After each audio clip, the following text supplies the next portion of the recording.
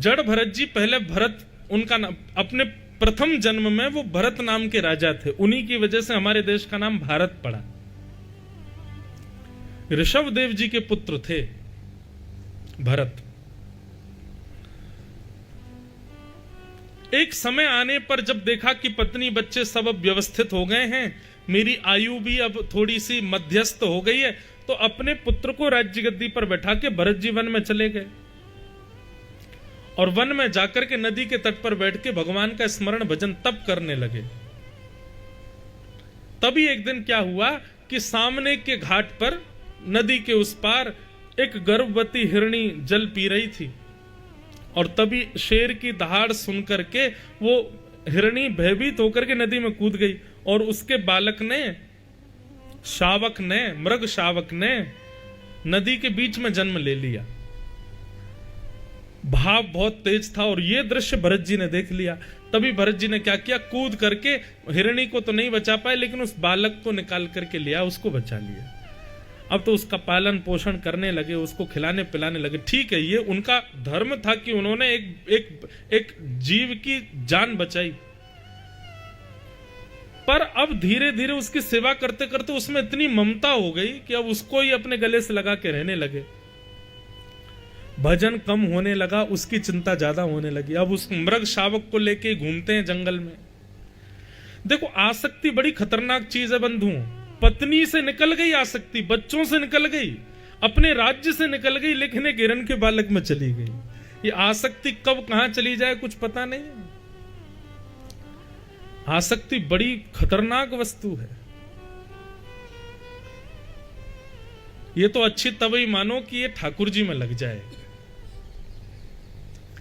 भरत जी महाराज उस बालक की सेवा पूजा खूब सेवा में रहने लगे। अब उसमें इतने आसक्त हो गए कि अब 24 घंटे नेत्रों को वही चाहिए।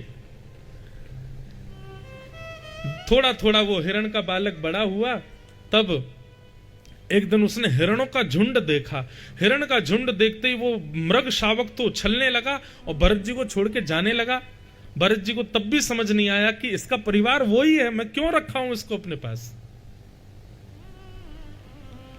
मृग शावक उन हिरणों के साथ चला गया और उसकी याद में व्याकुल भरत जी महाराज रोने लगे। दिन रात उसकी याद करते करते करते एक दिन रुग्ण हो गए, बीमार हो गए और एक दिन भरत जी के प्राण निकल गए।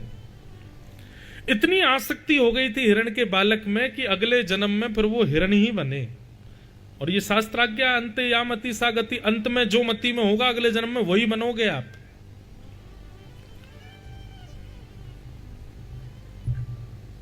हिरण के रूप में प्रकट हुए भरत जी।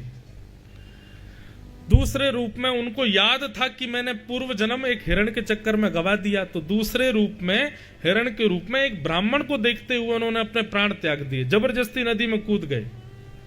और वही भरत जी जो हिरण बने वो तीसरे जन्म में एक ब्राह्मण के कुल में जन्म उनका हुआ और उनका नाम फिर से भरत रखा गया। भरत जी को अपने पूर्व 2 जन्मों की याद थी कि मैंने 2 जन्म गवा दिए और भगवत प्राप्ति का कोई साधन नहीं अपनाया। अब मैं कितना भी योग्य हो जाऊं लेकिन सबको ऐसा दिखाऊंगा कि मुझे कुछ नहीं आता। और बचपन से ही भरत जी ने अपना निर्माण ऐसा किया कि उनके पिताजी एक दिन गायत्री मंत्र याद करा रहे थे। 6 महीने हो गए और 6 महीने में भरत जी ने ओम याद करके नहीं सुनाया, ओमकार। पिताजी कहते चलो गायत्री सुनाओ, तो बस वहीं अटक जाते। बोले पिताजी पहले ही शब्द भूल गया, क्या था। तब सबने, उनका घर वालों ने ही नाम रख दिया। बोले कि भैया 6 महीने में ओम याद नहीं कर पाया, इतना मूर्ख बालक है हमारे घर का, इसका नाम जड़ भरत रख दो। तो नाम जड़ भरत पड़ गया।